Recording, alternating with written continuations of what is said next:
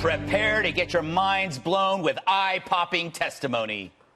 Mr. Goldman, what I can do here for you today is tell you what I heard from people. Where is the impeachable offense in that call? Are either of you here today to assert there was an impeachable offense in that call? Shout it out. Anyone? Congrats, Adam Schiff. You found something that made the Mueller hearing look sexy. A witness who witnesses nothing, hearsay based on hearsay, a bloated spectacle designed to turn a phone call into a crime. You know, if only we could see this coming. Kick his out. There is such a thing called impeachment. That tweet is also enough to impeach the President of the United States. Impeach 45. The call for the impeachment of the president. Donald Trump has done things worthy of impeachment. Impeachment is a, quote, real possibility. Because we're going to go in there, we're going to impeach them. We begin impeachment proceedings now. I guess they all got the same email from Jeff Zucker. So the guilty verdict comes first, which brings us to this lame-ass show trial, all to gin up public fears about the next worst thing ever that never happens. Because this is never about what Trump's done, but what he could do. This whole thing is a crappy horror movie scripted by the Dems for the media, with Schiff and his bunch playing the bug-eyed zombies. But for a horror movie to be good, we got to believe it's at least possible and not already know how it's going to end. Actually, this is worse than a horror film. It's pornography for Democrats. Remember their safe word? That sounds like a quid pro quo directed by the president. Is, in fact, a quid pro quo. To push for a quid pro quo. There was, in fact, a quid pro quo. The very clear quid pro quo. That is a quid pro quo. No, you dopes. That's called leverage. And using it on behalf of your country is Trump's job, especially when he couldn't trust anyone else to do it. Every day we heard of people trying to stop him, so what'd you expect? And how could we have a presidential candidate whose son is beholden to Ukraine and China? If Trump didn't investigate that, well, then that's impeachable. Trump broke no laws, but he may bend the rules a bit, because he has to, since the media and the Democrats write the rule book, which is why this impeachment spectacle is just a repeat of the collusion spectacle. A mysterious source triggers a massive investigation that then goes nowhere. We've seen it. We've done it. We paid for it. My advice, skip it. And show up next November and give these clowns a hearing they'll never forget. I want to play this SOT. It's Schiff talking about the whistleblower with Jim Jordan. It's quite entertaining, Katie. It is. Go! Of the 435 members of Congress, you are the only member who knows who that individual is, and your staff is the only staff of any member of Congress who's had a chance to talk with that individual. We would like that opportunity. When might that happen in this proceeding today? First, as the gentleman knows, that's a false statement. I do not know the identity of the whistleblower, and I'm determined to make sure that identity is protected. He doesn't know, Katie. He doesn't know. So this is the second time he's changed his story, right, knowing who this person is. So he received this complaint on August 12th about what the whistleblower was alleging. His staff then took it. He didn't share it with his fellow committee members until the end of September, which brought up a lot of questions about what he was doing with the whistleblower. So he's lying. He knows exactly who this person is. But let's take him at his word for once. And if he says that he doesn't know the person, you said he's lying. Well, he is.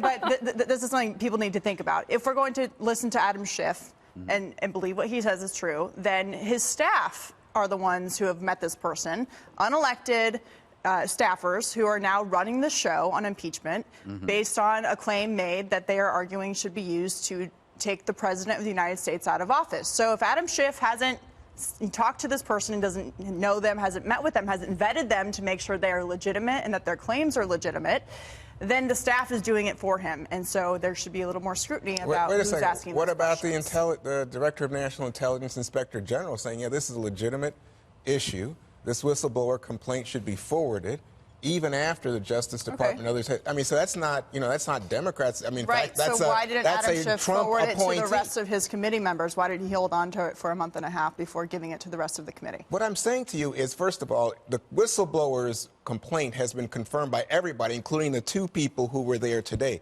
To me, this hearsay. No, it's not hearsay. Yes. But anyway, let me just say, I think that you're saying this was boring. I don't think it was boring. Yeah. I think, in fact, if it was so boring, why have we seen that tremendous movement in the polls over the last few months. That's the media, 94% anti-Trump. Can I get? I want to get to Jesse. No, because you've been talking all day, Juan. I want to get Jesse and I look like you. Jesse and Katie haven't been talking about this topic. You have been on TV for 6 hours. Oh, is that right? Jesse. I'm going to look at this objectively, Greg, like I usually do. You are. The sober analysis. And put my analyst hat on, okay? Now, I think the Democrats did the best they could do today, but it wasn't good enough. It was not a persuasive hearing. Yeah. It was dense, griping by no-name diplomats. I respect their service. They care a lot for the country. They want to fight off Russian aggression. But to me, it looked like they were complaining about a turf war over policy and personnel, and were upset that Rudy was stepping on their toes. This was a hearsay hearing. These guys have never met Donald Trump. They weren't on the call, and they have nothing to do with the aid package. This had none of the intensity of the Kavanaugh hearing, not even the intensity of the Mueller hearing, where I remember, and you remember both of those hearings, where people at work would stop everything and turn on the TV, and you could hear a pin drop. This was not that. So at the end of the day, I thought the Republican cross was strong for the most part, and the Republican base will not crack, and the Republicans in the Senate will not vote to convict, and this whole charade, this is the high water mark right now. This will all fade as we go hearing after hearing after hearing. Juan, sorry, you can go ahead now. I just wanted to get him in. Well, no, I love wishful thinking. I think, were those marching orders you were giving the Republican ranks? No, that was my straight news analysis. Well, I'm going to tell you, the straight news is there's no way it could have gone, Jesse, from 20% supporting impeachment to, in the Fox poll, every other poll, 50%. Right, Juan, you're talking about polls. Let's just talk about the Well, I'm just telling you, it's gone to the point where half of America thinks he should be impeached and removed. That's not 94% of the media. Democrats. I mean, you got to have some. And the second thing to say is, to pick up on your point, I think that these two witnesses came across as incredibly credible. Okay. They look, I mean, West Point graduate, his whole family and career dedicated to serving the country. I'm glad you mentioned that. Even the bow tie. I know you appreciate the bow tie. I would like to actually say some of the things that these gentlemen testified to. Go right Under ahead. oath, okay? This is the Democrat star witness, not a witness to anything, not really a star, but he testified, Taylor. Taylor met with the Ukraine president the day after this perfect phone call. And the Ukraine president told him, the witness for the Democrats, that he had no complaints about the call. It was a great call and there were no concerns. Then Taylor, the Democrat star witness, met 3 times after that with the Ukraine president, and at no time did the Ukraine president or anybody bring up any linkage between the aid and the investigations. That never happened. Also, Taylor testified that Ukraine didn't even know the aid was delayed, so no quid pro quo. And just for a little cherry on top, Juan Taylor, the Democrat star witness, said that the Trump policy on Ukraine was much better than the Obama policy. All right. Okay, Dana. You don't really have to get me in. I don't mind. It's okay.